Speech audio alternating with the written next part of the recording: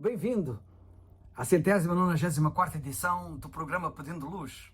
O tema hoje é Deus perdoa o nosso passado. Quando as pessoas são miúdas, fazem muita coisa má. E quanto mais velhas se tornam, mais culpadas se sentem com o mal que fizeram. E para a sua maior preocupação, com o mal que ainda continuam a fazer, pois a sua natureza, que as puxa para o mal, continua arraigada nelas, apesar de se terem tornado adultas. Assim, acabam por tomar consciência que estão perante uma força que é muito maior do que a sua própria vontade.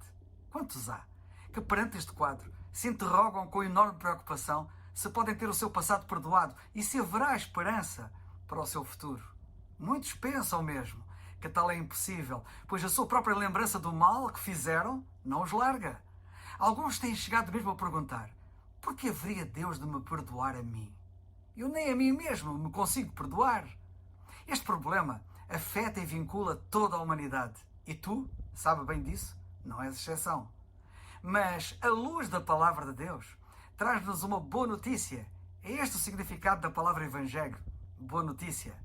Deus está disposto a perdoar-nos por uma razão. Porque Ele nos ama. Se Deus nos odiasse, ou se Ele nos desprezasse por causa daquilo que temos feito, então não teríamos nenhuma razão para esperar que Ele nos perdoasse. Porém, a verdade é que Ele nos ama, e é Ele mesmo que o diz nas Escrituras, no Evangelho de João, por exemplo, no capítulo 3, em versículo 16, que cito: porque Deus amou o mundo de tal maneira que deu o seu Filho unigênito, para que todo aquele que nele crê, tu também, não pereça, mas tenha a vida eterna.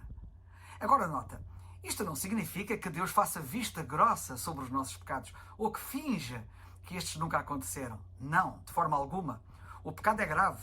É tão grave que nos separa de Deus, de um Deus que é absolutamente santo, e que por via disso nem sequer pode contemplar o pecado, colocando-nos logicamente debaixo do seu juízo. Sim, as pessoas sentem-se culpadas pelo que fizeram, mas mesmo que não sentissem nenhuma culpa, ainda seriam culpadas, apesar de, incrivelmente, algumas, enganando-se a si mesmas, quererem fazer passar a ideia que não têm tal sentimento de culpabilidade. Não. A culpa é comum a todos. É um facto com todos, independentemente do quão bons ou maus tenhamos sido, pois perante Deus os homens são todos maus. A Bíblia diz: não há um justo, nenhum sequer. Romanos 3,10. Todos pecaram e destituídos estão da glória de Deus. Romanos 3,23. Contudo, e enfatizo e destaco este facto, que não é menos verdadeiro, Deus ainda assim nos ama e Ele não quer que sejamos separados dele para sempre por causa dos nossos pecados. Deus ama-te como tu não imaginas. A mensagem central da Bíblia é exatamente essa. Deus não te ama por causa de quem tu és ou daquilo que tu fizeste, mas por causa de quem Ele é e daquilo que Ele fez. Ele ama-te. Tu não podes fazer com que Deus te ame mais, nem podes fazer com que Ele te ame menos. Ele ama-te tanto nos teus dias maus quanto nos teus dias bons. O seu amor não se baseia no teu desempenho. A Epístola aos Efésios, no capítulo 1, versículo 7, é muito clara quando diz, cito: em Cristo temos a redenção pelo seu sangue, o perdão dos pecados, segundo as riquezas da sua graça. Nota bem, temos o perdão dos pecados, presente do indicativo, uma pulsação presente. Temos. Deus realmente ama-te por causa de quem o Senhor Jesus Cristo é e daquilo que Ele fez. O perdão é obtido, nota bem, segundo as riquezas da sua graça, não do nosso desempenho, não do nosso mérito.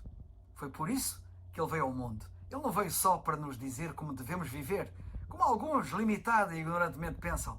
Não. Antes de tudo e mais do que tudo, Ele veio providenciar um meio dos nossos pecados serem perdoados. Ele fez isso ao, sendo absolutamente santo, ter tomado sobre si os nossos pecados, sofrendo Ele mesmo o juízo, o castigo que nós merecemos, através da sua morte na cruz, oferecendo-nos desse modo, como resultado, a sua santidade.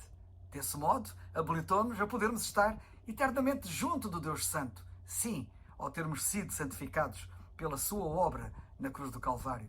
Não carregues por mais tempo o fardo da tua culpa, mas reconhece os teus pecados perante Deus e converte-te ao Senhor Jesus Cristo, crendo nele como teu único e suficiente Salvador.